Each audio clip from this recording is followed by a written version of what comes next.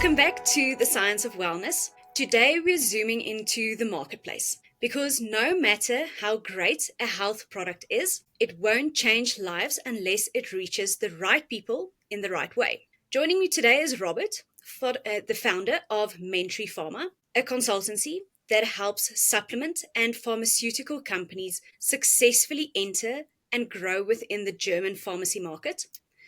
Robert is the bridge between innovation and implementation. He brings international supplement brands into one of the most trusted and regulated health markets in the world. He knows exactly what separates hype from true traction. With a background as a professional track and field athlete, Robert brings a performance-driven mindset to everything he builds, blending evidence-based health, market know-how, and strategic partnerships. So in today's episode, we'll unpack what it really takes to build trust in wellness, what founders need to know before scaling into Europe, and how storytelling, credibility, and clinical evidence can make or break a health brand. So let's dive in. Hi, Robert. Welcome to The Science of Wellness. Hi, thanks for having me. So, Robert, we're going to start with a question that I ask all my guests. And that is, what does wellness mean to you personally? And how has your definition evolved over time? As a matter of fact, I've never asked that question myself. And probably the connotation, like socially speaking, is different from country to country. And when you live in Germany, wellness typically is associated with hotels and resorts, spas. And then you would think of infrared cabins, sauna, pools. And I suppose nothing really that wouldn't answer your question. So for me, I suppose there may be three dimensions. The one is being physically fit, the other one being mentally healthy, and the other one that you've got like social contexts or close ties. And if they're, let's call that a magic triangle, and everything is balanced out and well in place the way you want it, and you pursue a meaningful life, then I would assume, or I would call myself in good shape. And maybe this is what composes wellness for me, but I have no idea what the exact definition is. What does it mean for you? I mean, I'm not the one to ask questions, but it's like a multiple choice. It's like, what's the answer? I don't know.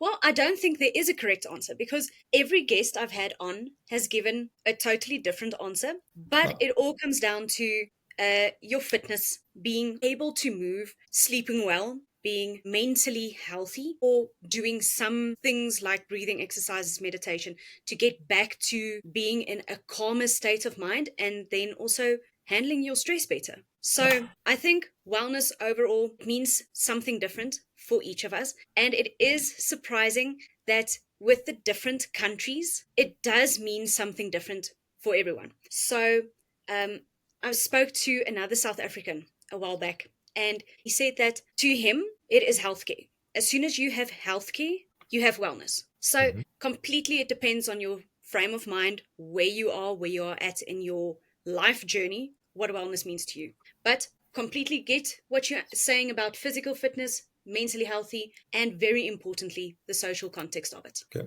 Yeah. Check. Got it. My next question for you is, you've helped brands grow. And what do you think is the most overlooked aspect when it comes to building a successful health and supplement company? Obviously I can just talk about my personal experience. And the first company that I founded, I failed. And there was pretty much one single reason why it failed. I was trying to make everything perfect. I was overthinking so many things, and I just wasted 9 months to develop a product that I ended up never selling, because at the end I wasn't convinced anymore myself. So you just missed kind of the momentum to get it going, the excitement, and you were more worried about what could not work and less focused on what could. And I was really lucky with one Norwegian company. And I had a similar conversation with the owner of that company, who ended up being like a great mentor. And he once told me one thing. He's like, Robert, I think a lot of people overthink too many things. And maybe I'm just a stupid guy, but maybe this stupidity helped me to just get things done. If I had to think about everything, probably I would have never started at all. So I think that's number one, overthinking. And then number two is once you get going, because I also got a couple of friends that got startups. It's a mental game. It's like playing sports. And if something doesn't work right away, people tend to give up. And if you're a professional athlete, giving up is never an option, right? Not every day works the way you want to when you compete, and not every event can be a personal best. Life just doesn't happen that way. And then if A doesn't work, you have to make plan B work. But then you have to realize you're not in, I know it's a lot of analogies, but you're not in for a sprint, but you're actually signing up for a marathon. And I think a lot of founders, they're not aware of that. And they only find out later that they are actually in the marathon, the people that didn't give up earlier. That is great. And especially that you mentioned the overthinking part. I'm definitely guilty of that. Coming out of academia, where everything had to be exactly perfect, when I made the move to industry, it was a shock, because now things didn't need to be perfect anymore. It just needed to be delivered. It's still something I keep struggling with, and the business grows. It still keeps going, even if it's not 100%. I've been like that as well. And I think a lot of Germans are perfectionists. You know, what do Germans stand for? They're punctual. They're always on time. Every screw has its place. They're orderly. I don't know. It's always quality before quantity. So it's a lot of things when you start up a business, unless you're like in a really medical field where life depends on being really, really accurate. But otherwise, you have to unlearn all the stuff that you learned the first 20 or 30 years of a life if you want to become an entrepreneur. And I always thought you have to learn something in life, when as a matter of fact, actually unlearning a couple of things will get you to achieve goals much faster. I think that is a great takeaway. You need to unlearn a few things. Okay, you also mentioned that you were a competitive track and field athlete before stepping into healthcare entrepreneurship. How did that background, you already said that it is a mental game. How did that background specifically help you shape your mindset around your performance, your resilience, and then also your brand building? I think it has a lot to do with goal setting. Like, I think regardless of whether you're playing or practicing track and field or playing soccer or basketball, when you start, you have a goal. It may be a local championship, it may be national championships or whatever. And then usually you tend to think backwards because you have the goal. And then the question is like, how can I achieve that? And you sort of know and set specific milestones for yourself that take you towards the final goal. Because I think if you don't have that, it's just a hobby. It's just playing around, which is okay as well. I mean, a lot of people just play sports to have fun, including myself these days. But as a professional athlete, obviously playing around doesn't really pay the bills. So you got sponsoring contracts. They expect something from you. You get expectations about yourself. And then you have to make things work. And as I said, life usually doesn't, and your body neither doesn't grow linearly.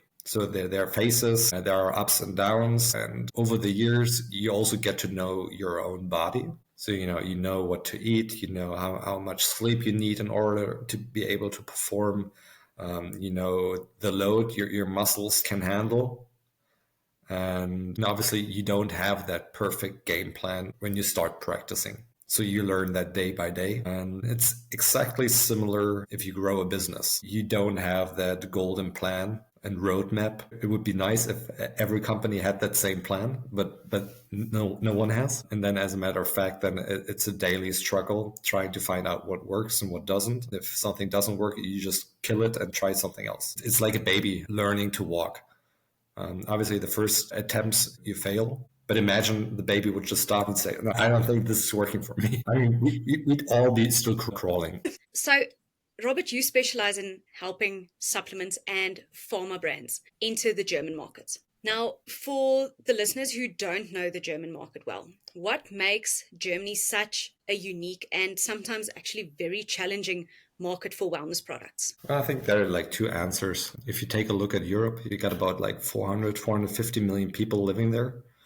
Germany alone has more than 80 million people living in Germany. And usually when I say the German market, naturally it doesn't only mean Germany, but it also includes Austria and Switzerland. because they speak German as well. And regulations, they're not the same, but they're similar. So actually, as a matter of fact, you're talking about 100 million people. So every fourth person in Europe speaks German, which makes like the German market the biggest market in Europe. The problem with that is obviously this is nothing new. And any company, be it like in Europe, Scandinavia, the US or Asia, one of the first markets on their agenda is either the UK, because it's quite simple from a language point of view, or then it is Germany, which makes it like one of the most penetrated, most competitive markets in the world. But also the biggest challenge with that market is bureaucracy, like, is such a burden, and not only for international companies, but especially also for German companies, which is why, surprisingly, I also got a lot of customers coming from Germany or Switzerland, that have a really hard time trying to figure out, what can you put on a label? How do I register a product? What offices and bureaus do I have to speak to be able to sell something legally? So that's quite a challenge. But I still think it's very good that there is a system that's needed for the supplements, because there's so many supplements, they're trash, that's going into the market. I like the way the German market is handling it, but yes, I understand what you say about the bureaucracy. It might become too much at a point. It's a lot of paperwork. And when I talk to customers about expectations, then you can be sure that the moment you decide to enter Germany, the first 3 months, usually nothing happens. It's not that I'm not working, but obviously your actions, they don't happen in isolation. So you're always dependent on someone else. And usually it's an officer, it's someone at a different bureau, department, maybe it's a pharmacy wholesaler, and it's a lot of documents and homework that you've got to fill out. And you get a bunch of documents, and it just takes a while to fill them out, and then for some other person to interpret it and to kind of figure out whether they want the product, whether it's allowed to be sold, what other requirements need to be fulfilled. And it's different depending on the country you're coming from, the legal entity you're having, whether you got a subsidiary in Germany or in Europe altogether. Has something to do, that's kind of the current politics with tariffs. So it's multidimensional. And the first couple of months, there's simply no sales. Okay, that's difficult. But okay, so when a startup comes to you and they want to get you to help them go from founding to a sales strategy or something like that, what is the biggest red flag a startup has, or a mistake that you can see early on in their go-to-market planning? Yeah, good question. I think the simple answer is, what's the expectation? Usually people just want to make the first million within the month. So obviously that's a thing that's, by definition, it's impossible. So if it takes 3 months to register something, I can't make $1 million within the first one. And the second one has something to do with the expectation of how long you think you will need to build up a brand in that market. Because essentially, regardless of what country you're coming from and whether you're a startup or a market leader, and even you may be one of the most renowned brands, let's say in South Africa, since you're from South Africa. Trust me, no German knows one single South African brand. So the moment you come with a big chest and you think, well, I'm a brand and now I'm going to conquer Germany, you start at point zero. You're at the starting line with any other startup that never made any sale. And then it's that competition that you signed up. You signed up for that marathon, even though you think you were in for the sprints. And that is the challenge. And that, unfortunately, maybe not unfortunately, because also you're earning a living with that. What's the definition of brand?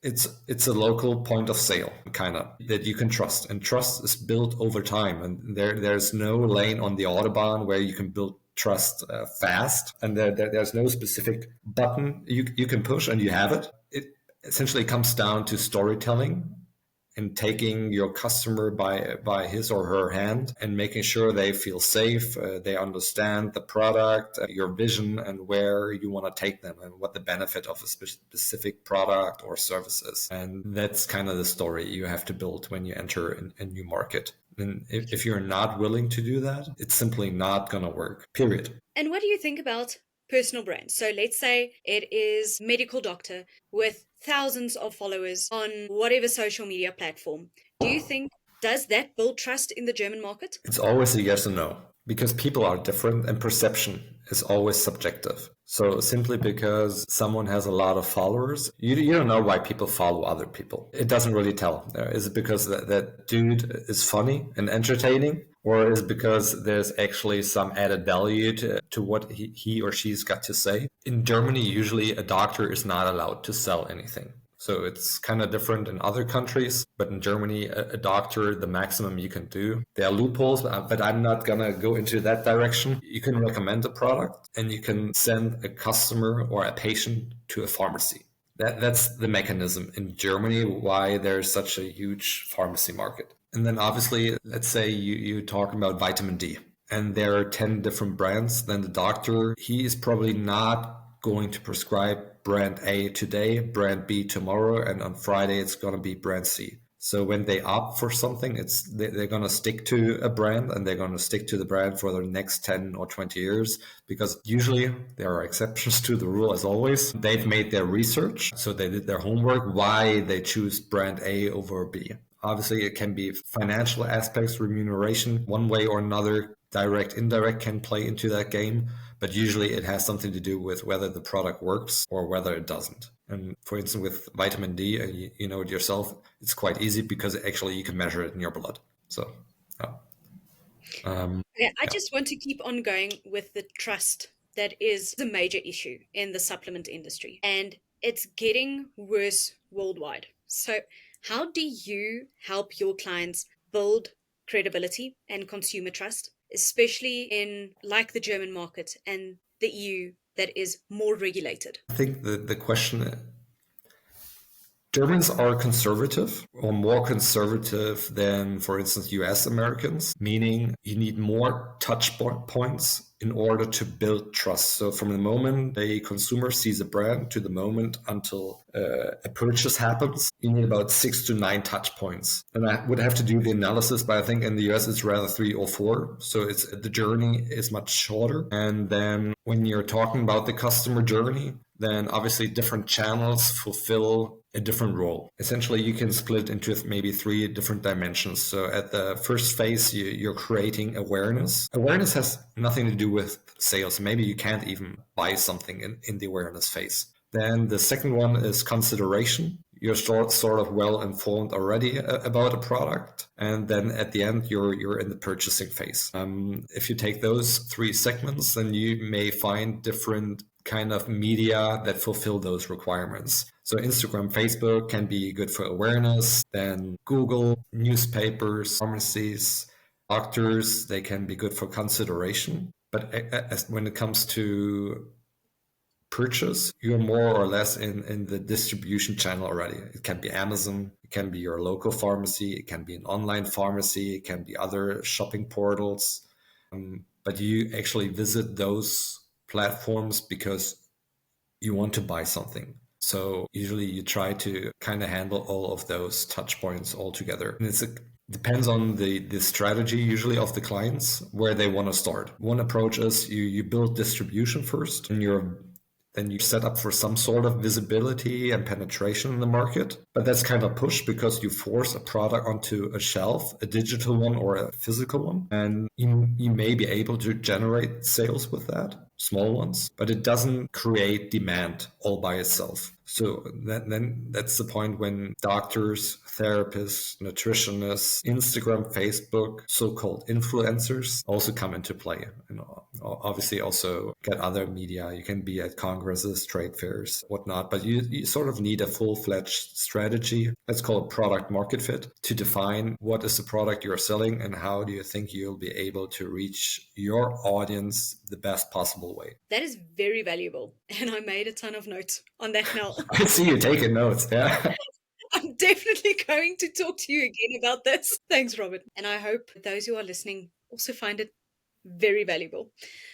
Okay, so if you think back on some of the clients that you've worked with and some of your favorite success stories, whether it was I saw one was Wildmans, what a cool name,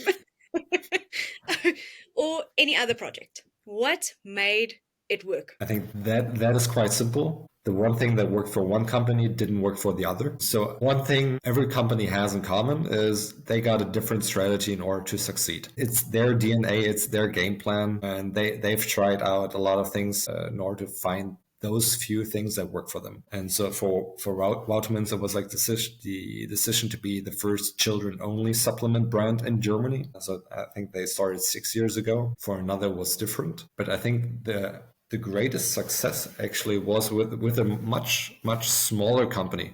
You can always talk about the big ones, and I think you mentioned I helped build a brand with more than 30 million in annual revenue, and I think they're even gonna cross 50 million this year. So they're still on a growth trajectory. It's kind of always easy to tell the story about the company that is successful and that is already known. And a much bigger challenge, I had a Belgian client and I had no idea whether even did it more or less for free. I was dumb, but we all had no idea whether it was going to work or not. And as a matter of fact, at the beginning when I said it takes at least 3 months to get a product registered and you're not going to have any sales whatsoever. So if you hear that, you're probably going to think, oh, it probably took years to make the first sale then. I don't know how much money you had to spend. And in this case, we had a full distribution throughout the online pharmacies, the most important ones in Germany. So there are about 25 out of 1,500. So the online pharmacy market is huge in Germany. It's the most developed also in Europe.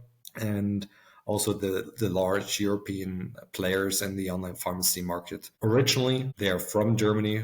Legally speaking, to save taxes, they are situated in the Netherlands. But we accomplished that within 6 months. And after 6 months, we were like, oh, wow, this really was a sprint.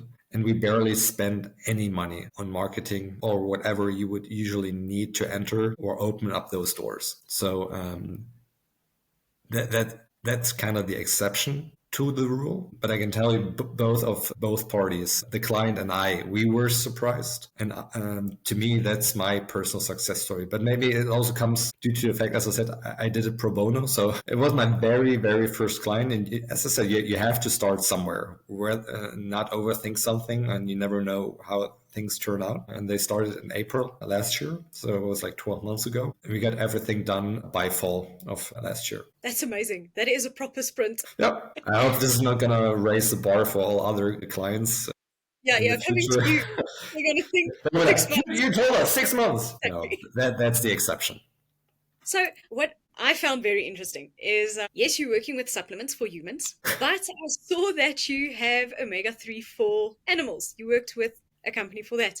Now, okay, I'm a dog mom, if you want to call me that, and I'm always looking at whatever I can give them to make them healthier and live just a little bit longer. But how do you do product positioning, and how does your storytelling shift depending on the audience, whether it's kids, pet owners, or even athletes? I think it kind of shifts once you decide to enter a journey. You got a starting point. And the starting point is usually prone to assumptions, whether it's the child supplement or whether it's the omega-3 for your pet dog. Then you can only assume who could be your potential customer because you start at zero. You got none. You have no idea. You have no idea where to find them, why they will buy. So you're working with hypotheses and assumptions. And those assumptions, they're drastically going to change along the way. I've already built a lot of brands and companies in my life. And that's kind of what I teach my clients and what I would like them to understand. Obviously, when we start, I got nothing better than the crystal ball. I have no idea. And usually they want to have answers. How much money are we going to make? What's the turnover going to be? How much money will we have to invest into marketing? What's the distribution going to look like in 3, 6, 9, 12 months? And it would be awesome if I could give a concrete answer, like a binding answer that they could rely on. But you simply don't know. So that means at the outset, you got a story in mind that you want to tell to the customer, but you have no idea whether they're going to be interested. It's like bringing a book to market. You have no idea how many sales you're going to generate with that book. It could go viral, could be a bestseller, but it could also be just in your local bookstore, just laying around there, and no one is going to take it up for whatever reason. So the hardest job is actually crafting and either refining that story or going back and starting with a totally different story. Because you mentioned that pet company that I founded, you would think that if you've got a large audience, maybe it's a good analogy with that doctor that you mentioned as an influencer. So you got an existing audience, let's say, of 100,000 followers, and you had a product A, a vitamin D product that sells 10,000 times a month. So you would assume if you got a second product, because you still got the audience, that it would roughly sell the same or half of it, whatever. Maybe half of it would be a quite rational assumption. If you say the market is still the same, now you got two products and it's split. So maybe 50-50 would be the answer. When I founded that pet company, tested, obviously I didn't address the entire audience because you're just testing, but you're testing 100, 200, 300 doctors and trying to get feedback. And actually the analysis didn't take long because the answer was this. No one cared. They liked you because of the other product that you had. They didn't care about the new product. I was like, this is actually interesting. Why? Because they know you, they trust you, but this trust and this knowledge is not transferable to a new brand. It may be within that existing brand, a new product, that maybe that would work. But when you start with a new brand, trust is zero. It's the first touch point out of the 6 to 9, at least in Germany, that you need in order to make that purchase. That might actually be a big shock to a few It, people. it was a big shock to me. Yes. We already have a following, and that's already trusted in the market. Okay, so now I just want to shift a little bit. So for founders that are based in the US or anywhere outside of Europe, and they are thinking of expanding internationally and specifically into the German or the EU markets, what would you suggest is the first 3 questions they should ask themselves before they start going on this journey? The question you're asking is the reason why I started MENTRY PHARMA. I think I don't even have it on the webpage. But when I started with Norsun, that's an omega-3 brand, we are actually more or less just active in one single market, Germany and Austria. Let's assume it's one single market. And then over the years, we would enter 1 to 2 new markets on a yearly basis. And you would think, and that's why I'm just talking from experience, that you could take just one single brand abroad and it would be easy. But in every single market, we started at point zero.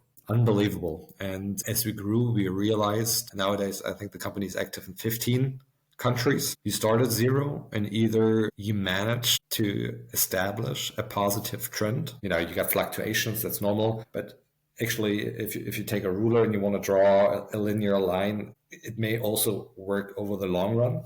And surprisingly, the curve looked exactly the same for every country, regardless of the size of the country and the purchasing power. And then the question is like, why is that? And the reason is simple. You got one goal. You want to acquire a new customer and you want to keep the customer happy. So you want to have first sale and then you want to have returning or repeated sales. And that's the same in every single country because it always starts with the first customer and your marketing actually just needs to target one customer at the time and then it will grow.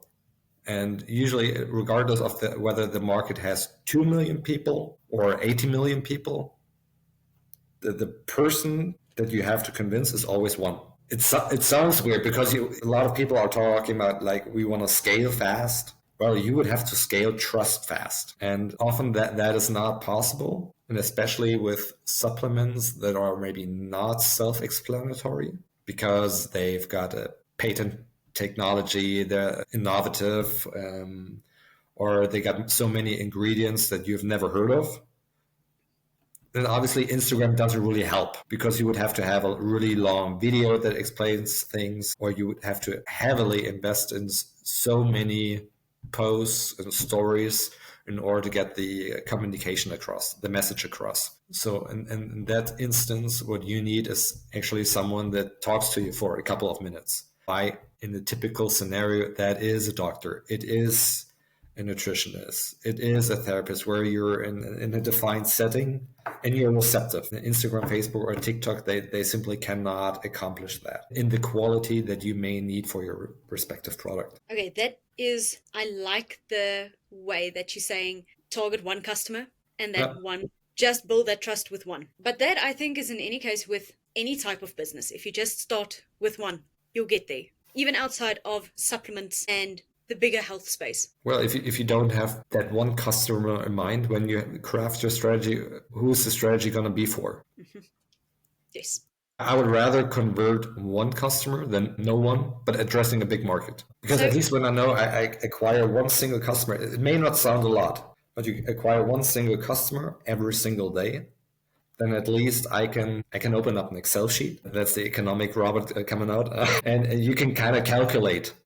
What does that mean in 6, 9, 12 months? That's some easy calculation. But what I usually see with a lot of startups that are investor funded, so they got a lot of capital, and they start with those specific media, Instagram, Facebook, and they're shooting with those bazookas, and they're trying to hit a bird. And you may be lucky, but usually the development curve is 1 month you're hitting 300,000 personal sales, and the other month it's 0 or 10,000, and you're like, why in the world? Well, we had this promotion, we had that promotion. I was like, yeah, but the underlying trend is 0 because you're making a sale now, but the customer didn't know why they're purchasing. The reasoning for them is not clear. They don't know that they need to take that supplement not once, but maybe for a long period of time, what they need to take into consideration. So they're simply not educated, and they're not loyal customers. And obviously, if money isn't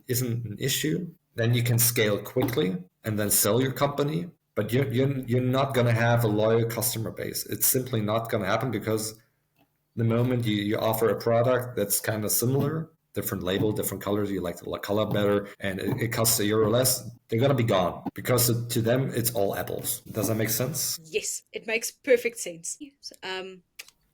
I really appreciate the input that you're giving today. That's the reason why we're talking, because this makes my job a whole lot easier if I got people like you that can kind of communicate that they have trust and they're not married with 1,532 brands, but you're focusing on one thing at a time, and you're getting that right. And that's the only thing that matters. It's the only thing that's kind of transparent for you. It's the thing that's transparent for the customer. And that's the thing that's transparent for the end consumer. They understand why they consume something, or probably you have to start the other way, why they shouldn't consume anything to begin with. When you start as a consumer, you're a blank sheet of paper. It should be. There shouldn't be 100 supplements already on there, because no person in the world needs, maybe there are exceptions, but no person in the world needs 100 supplements. Usually there are so many testing methods these days, whether it's urine, whether it's blood, whether it's epigenetics, whether it's saliva, whatever, proteomic testing, to figure out what's actually missing in your body. What are you deficient in? What would you need to supplement? Like, precisely, not a multivitamin or a multimineral if you're just deficient in iron, for instance. It makes no sense, because what a lot of people don't understand is, like, supplements can be toxic as well. And in the long run, they can kill you too. It may be with iron in this specific case even faster than you may think. But you need to test, you need to analyze, and then you can get into the therapy process, if you will. And there's a lot of good people that can help you with that. But you have to be open for that, and you shouldn't lie to yourself, or like develop a lot of things. Behavioral speaking is you're developing an alibi for yourself, because you're pretending, well, I'm doing something for myself, but you're actually not caring about what you're doing to yourself, because you think, well, I need supplements, I take this, I take that. When as a matter of fact, maybe it's just creating, as you said, there's a lot of trash out there. You're just creating expensive urine. Yes, exactly. I just want to bring it back to you now as a person. You're very busy with your company, but what is one mindset or a skill that today's founders need if they want to build not just a product, but a company that scales globally? I don't know, you? Well, for me, mindset is definitely, just before the episode, we spoke about the task list that just never ends. So it's important to have breaks, to step away, and then to let the creativity flow in one way or another, because that breaks will help. And then I've worked a lot on my communication skills, seeing that I'm also working in science communication. But communication, clearly communicating with clients, that to me is key, because then they know exactly what you will be delivering, when you will be delivering, and it prevents it to and fro. Well, you You said it agree right. with me? Okay, perfect. Okay, See, but I then can just sit here and listen as well. I was waiting for a counterpoint or something. No, because this kind of loops back to where we started. You're gonna be successful with something totally different from another person. And if you ask 10 people for their opinion on a specific subject, you're gonna get 10 different opinions. And there, obviously, then there's no right or wrong. Because what is it that you're going to be arguing about? If you see the world is purple, that, well, hell yeah, it's purple. Okay. Okay, now I always end the episode with this last question. That is, what is one book or tool or practice that has had a profound impact on your life recently? Just looking at my library. Yes. Can I take two? Yeah, sure. Actually, I can take two. I think a lot of people know that. And I like it because it's so simple, Hmm. but again, so freaking hard. Because the one thing means you just focus on one thing. The moment you shift your attention, your strategy, everything is just going to get more complex. And you've only got 100% of your attention and 100% of your time. And if you spread it out across different kind of projects and focuses, it's really not gonna work. That's why I didn't choose two books. But there are other good books. And if I may say that, I don't even know whether there is a English version of that book. But like the translation is more or less the tired brain. It really goes into, well, obviously, this is a business book. It's just about starting your business, getting business right, getting marketing, sales, whatever straight. And the other one, The Tired Brain, it's written by a doctor. They kind of deal with your attention span and how your brain works and how we consume too much social media and which kind of empties our brain battery and because kind of describes the capacity of our brain, how we can only, let's say, if we scroll through Instagram or Facebook for 15 minutes, we accumulated so much data, willingly, unwillingly, that our brain is not going to be able to absorb and process it thereafter. So if you start your day with 15 minutes on Instagram in the morning, you can actually go home. You can call it a day. You're ready for the evening because you can't really think anymore from a capacity point of view. And I kind of like that. And they also speak about how movement is really important, how it provides the extra oxygen, and why you can think more clearly when you stand up or when you're on a walk outside. And if you kind of take that personally or take that message, then it can be a great help to set up routines and guide you throughout the day. Because then I was looking for my smartphone, but it's not here, so that's a good thing. They're just like simple things you can do in order to not get distracted and get things done one after another. And as a matter of fact, also that's true for me as well. I only got 8 hours in a day. And even though I'm an entrepreneur, I got a company, I got employees, I still do not want to work 10 or 12 hours a day. So I only got 8, and then I got to make those 8 hours count. So today, having that chat with you is luxury. Well, I'm very glad you put an hour aside for me. No, because that's good for mental wellness and social wellness. At least that's how I see it. Because I'm getting something out of this conversation as opposed to sitting in front of an Excel sheet. Yes, those damn Excel You sheets. just got to make choices. But Robert, that actually wraps up our conversation today.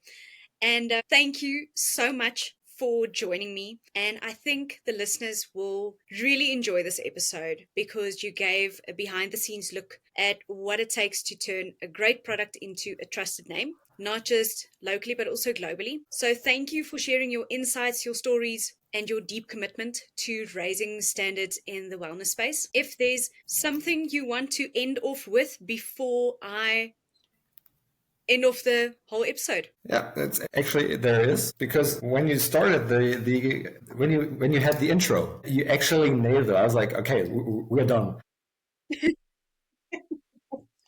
Because today you only got this one attention to get messages across, to get people into buying something. So what is it that you need? Well, you need to work with psychological processes. You need to create a demand, a pull strategy, and that is content creation. It's communication. So at the end of the day, people just need you. They don't need me. I don't help Thank you with the very much. content strategy.